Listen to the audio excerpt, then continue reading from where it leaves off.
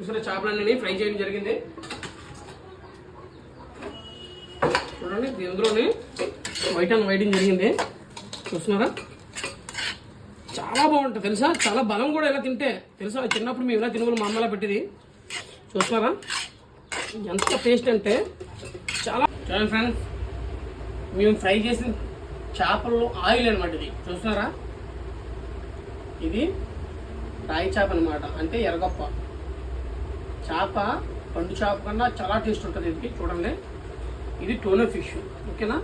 మేము ఫ్రై చేసిన ఆయిల్ ఇది చాలా బాగుంటాయా